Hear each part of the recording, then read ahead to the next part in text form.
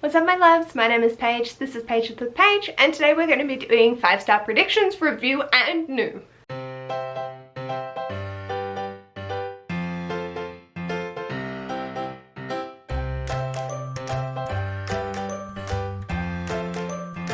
So, in the month of October last year, I made a 5-star prediction video and I've read all of the books. So I want to go over those and see how I did, and then pick some new 5-star predictions to hopefully complete sooner rather than later.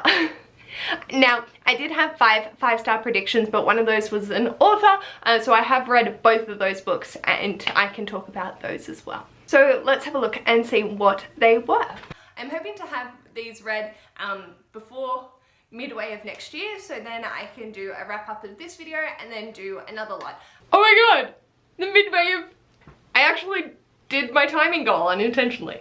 The first one I think is going to be a 5-star prediction is Muse of Nightmares by Laini Taylor. Okay, so the first book on my 5-star predictions was Muse of Nightmares by Laini Taylor. I read this in January and I gave it 5 stars. I adore Laini Taylor's writing. I had no concerns.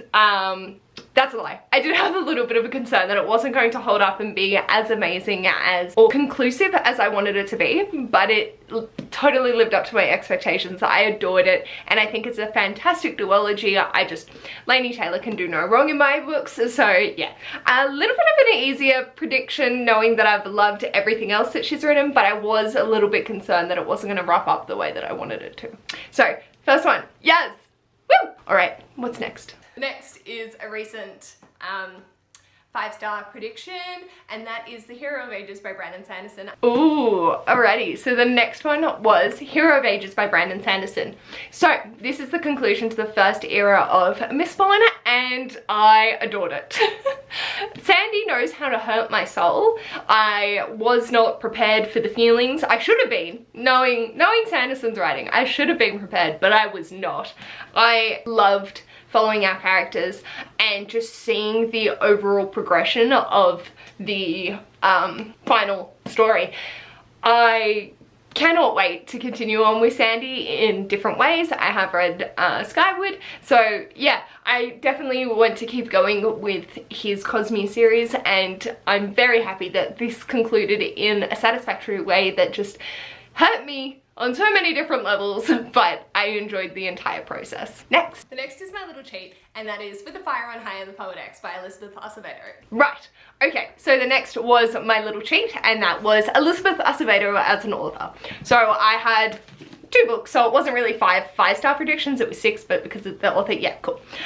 So I read The Poet X end of last year, not too long after making that video, and I thought it was absolutely beautiful. It's told in verse, and just listening to the audiobook whilst reading along was such an amazing experience because it hit right in the feels, and yeah, I adored this so much. Her captivation of music and poetry, the exploration of identity, and just all of those amazing emotional components that Elizabeth Acevedo writes so well were definitely at the forefront here, and this was definitely a 5-star. And then With the Fire on High, I adored this even more than The Poet X. There was something about Amoni that just filled my heart with such joy, and her determination and strength of will was so fantastic, and I loved seeing Elizabeth's writing in prose, but telling this narrative in such still a poetic way, even though it was written in prose. I think her exploration of identity,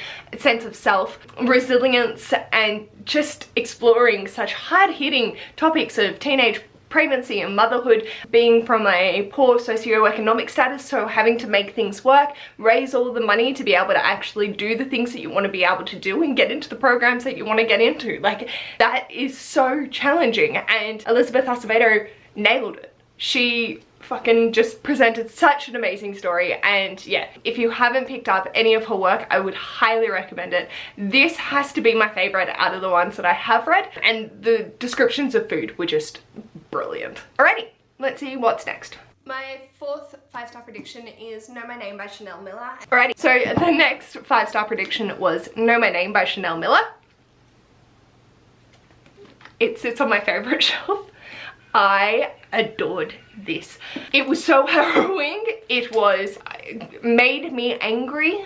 It made me so heartbroken that the justice system is so fucked in America and in Australia as well, but predominantly this was about the American justice system, so that's what we were looking at. Chanel writes in a way that if you read this, I don't know how you couldn't sympathize with her situation, even if you haven't experienced it. So for me, having experienced it, it's like, yay, this is hitting in the feels. But even if you hadn't, it's like, okay, this is so powerful, it's so poignant, it's so well crafted that how could you not see what Chanel was trying to put across?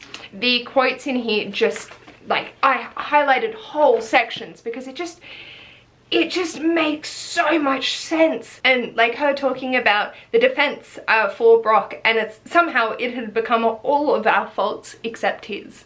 Oh, just brilliant. Brilliant. I am so happy that I've read this, as hurtful as it was and as mad as I got.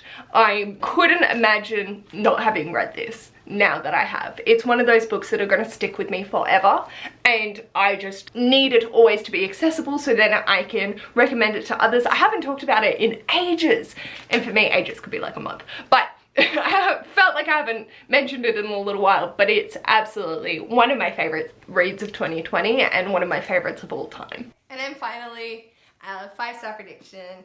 My last one for this video is Hollowpox. Alrighty, and my final 5-star prediction was Hollowpox by Jessica Townsend. This is the third in the Nevermore series, and I adored this. I thought it took a different, darker sort of route than the previous two, which I really enjoyed. I think because as we're growing with Morgan, she is progressing in her magical abilities and it's going a little bit darker, which is never a bad thing. I think if you're a middle grader reading this, you're going to be growing up with her and sort of seeing different aspects of the world that aren't always present and not necessarily needing to be explored in every middle grade, but I think it's a great turn for the series to be taking, and I can't wait for the fourth one to see where we're heading and how her magical abilities are going to grow, because it is absolutely amazing and you just feel so there in the world and just having a blast with the characters, even when they're in some serious dire situations. I really enjoy it, and being the third in the series, it's a little bit harder to gush about because it's not the conclusion either. So yeah. So these were my 6 5-star predictions, and I gave every single one of them 5 stars. I am so happy with that result, and I can't wait to do my next stack. So I'm going to talk about them a little bit quicker, but the one thing that I want to note is I've gone outside my comfort zone. Like, I don't know if these are going to be 5 stars. I'm pretty sure 2 of them will be, but the other 3 I'm sort of leaving up a little bit more up to chance, mostly because with my last stack, I was like 90% confident that I was going to give them all 5 stars, and I don't want that. I want to predict that something really random that I think I could love it. The premise of it is everything that I want, but whether the execution will be there, I'm not sure. Let's talk about those. The first is The One by John Mars. So this is a thriller, which is interesting because it's branching outside my comfort zone, so I don't know how I'm gonna go.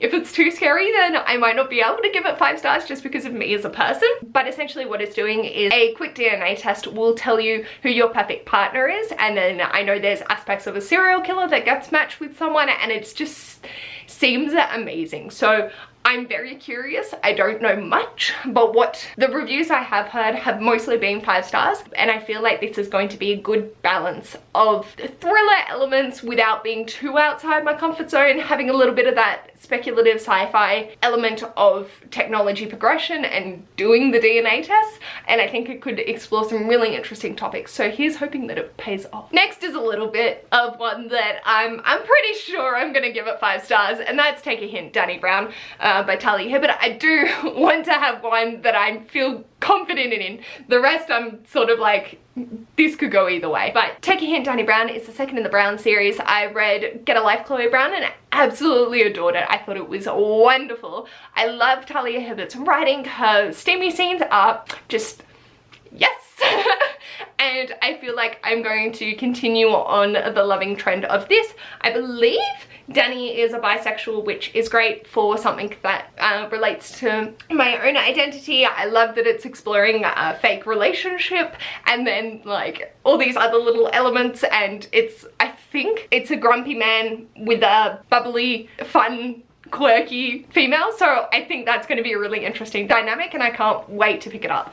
I feel pretty confident that this will be a 5-star for sure. So my next one is a bit of an odd one and I'm really not sure where I'm going to fall on it. Recently I mentioned it and I had a lot of positive responses, and I feel like the setting is something that I really enjoy, and that's Queens of Geek by Jen Wild. I know that it's set at a con, and so that definitely has me interested. I love the Once Upon a Con series by Ashley Poston, so I just am keen to get to this. The representation in this has been something that people have said that they've really enjoyed in it and they would recommend it for that. I love that it seems like to be something a little bit more popular in terms of just the activities that are happening in it, and yeah, I don't really know too much else. 3 friends, 2 love stories, 1 convention, so I think I'm going to really enjoy this. I'm hoping that it's not going to be too young for me anymore. Like, obviously it will fit the target demographic. I will probably have loved this and given it 5 stars when I was a teenager, so here's hoping I haven't grown up enough